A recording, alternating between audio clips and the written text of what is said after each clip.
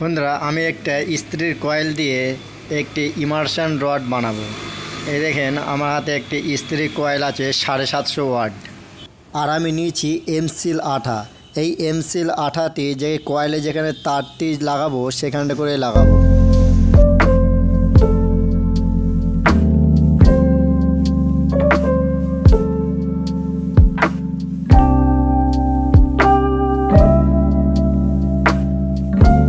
আমি কয়েলের এই দুটো তার আমি দু জায়গায় লাগিয়ে দেব, ফেস আর নিউট্রাল। এই তারটি যখন লাগাবেন তখন ভালো করে লাগিয়ে এই তারটিকে ভালো করে জড়িয়ে দেবেন, নাহলে লুজ কন্ট্যাক্ট পেয়ে ওইখানে করে ফ্লাশিং মারবে।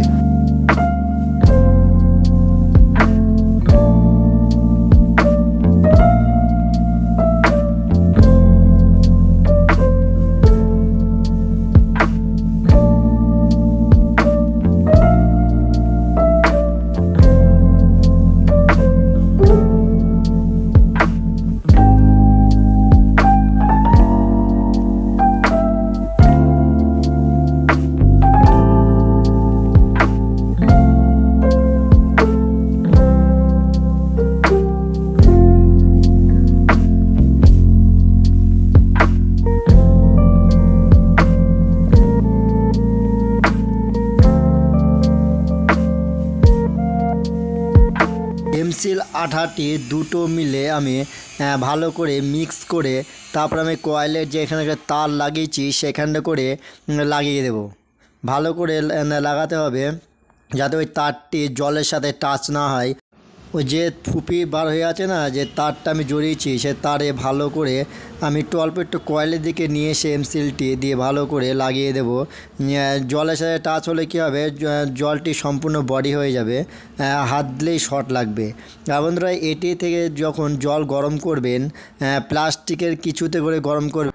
স্টিলের পাত্রে বা লোহার পাত্রে জল গরম করলে কী হবে, যদি বাই চান্স যদি বডি হয়ে যায় তাহলে কিন্তু স্টিলের যে স্টিলের বডি গায়ে হাত দিলেই কিন্তু শর্ট লাগবে, আর প্লাস্টিকে কিন্তু শর্টটি লাগবে না।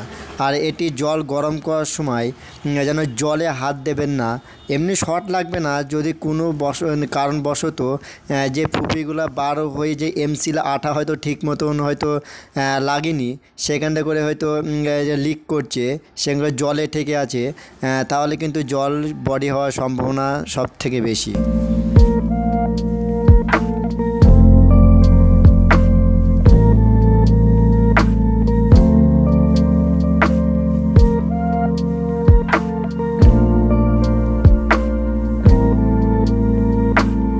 বন্ধুরা দেখুন, আমি 220 ভোল্ট কয়েলে লাইন দিয়ে দিয়েছি। জলটি দেখুন ফুটছে।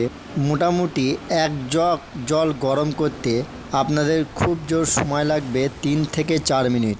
বন্ধুরা, এই ইমার্শন রডগুলি আপনারা কিন্তু ইমার্জেন্সিভাবে হয়তো কাজ করতে পারবেন। এটি হচ্ছে বেশি জল গরম করবে না, হয়তো 1 বালতি জল গরম করবেন, সেই ক্ষেত্রে কিন্তু এটি জল গরম করতে প্রচুর সময় লাগবে। মানে 1 জগ জল গরম করতে যদি 3 মিনিট থেকে 4 মিনিট সময় লাগে, তাহলে 1 বালতি জল গরম করতে কতক্ষণ সময় লাগবে? মোটামুটি 2-3 ঘন্টা সময় লাগবে। সেজন্য আপনারা ইমার্জেন্সিভাবে কিন্তু কাজ করতে পারবেন। কোনো ইস্ত্রি হয়তো কয়েলটি ঠিক আছে, থার্মোস্টেটটি হয়তো খারাপ হয়ে গেছে, সেই ইস্ত্রির কয়েলগুলো দিয়ে এই সমস্ত ইমার্শন রডগুলি কিন্তু বানাতে পারবেন খুব সহজে। বন্ধুরা দেখুন, কথা বলতে বলতে জলটি ভালোই গরম হয়ে গেছে। দেখুন, ভালোই গরম হয়ে গেছে। বন্ধুরা, আমার ভিডিওটি ভালো লাগলে লাইক, কমেন্ট, শেয়ার, সাবস্ক্রাইবার করবেন।